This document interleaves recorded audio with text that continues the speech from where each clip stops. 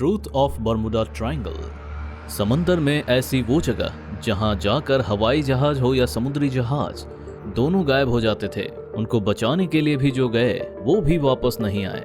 बहुत ही रहस्यमयी घटनाएं हुई हैं इस जगह पर। तो आइए आज के इस वीडियो में आप और हम मिलकर देखते हैं कि कौन सी थी वो जगह जहां जाकर जहाज गायब हो जाते थे और क्या थी उसकी वजह। तो वीडियो को स्किप मत करना और अंत तक हमारे साथ बने रहना। थिंकिंग भारत इसे यूट्यूब चैनल को सब्सक्राइब कीजिए और बेल आइकन को दबाइए ऐसे ही लेटेस्ट इंटरेस्टिंग वीडियोस के लिए जो आपको सोचने पर मजबूर कर देगा।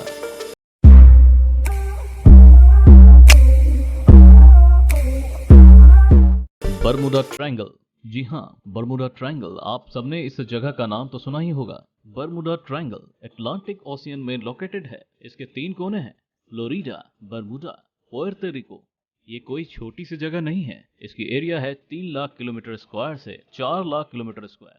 होता क्या था पहले कि मोस्ट ऑफ टाइम इस एरिया के ऊपर से कोई प्लेन गुजरता था या वाटर लेवल पर कोई शिप गुजरती थी तो वो गायब हो जाती थी बहुत ही रहस्यमयी तरीके से। इसके कई सारे एग्जाम्पल्स भी हैं, जिसमें से एक है 1942 में अमेरिका के एक प्लेन इस बर्मुडा ट्रायंगल के एरिया से गुजर रहा था। तभी अचानक उस प्लेन का रेडियो स्टेशन से पूरा कांटेक्ट टूट गया और वो गायब हो गया। उस प्लेन को ढूंढने के लिए सर्च ऑपरेशन टीम भेजी गई, जो खुद भी गायब हो गई और दोनों कभी नहीं मिले। इस तरह के और कई सारे एग्जाम्पल्स हैं जो कि प्लेन्स एंड शिप्स के गायब होने से रिलेटेड हैं। पर फिर 1970 में एक ऐसा भी प्लेन था जो वहां से सही सलामत निकल गया, वो भी कोई आम तरीके से नहीं। 1970 में उस प्लेन के पायलट रहे ब्रूस गर्नन ने वापस आकर बताया कि जब वो बर्मुडा ट्रायंगल से गुजर रहे थे तब वहां बहुत ही खतरनाक बादल थे। उन बादलों के अंदर जाने के बाद प्लेन उनके कंट्रोल में नहीं था। सारे इलेक्ट्रॉनिक और मैग्नेटिक सिस्टम ने काम करना बंद कर दिया था और उस प्लेन ने 3 मिनट में 150 किलोमीटर का सफर तय किया था। Can you imagine? 3 मिनट में 150 किलोमीटर, मतलब 3000 किलोमीटर पर आवर की स्पीड से, जबकि वो प्लेन उस स्पीड के लिए बनाया ही नहीं गया था। ये सारी बातें सुनकर तो आपको ऐसा लगता होगा कि कोई तो रहस्यमयी या दैवीय ताकत है उस ट्रायंगल में। आपको भी ऐसा लग रहा है क्या? अगर आपको लग रहा है तो आप गलत हैं।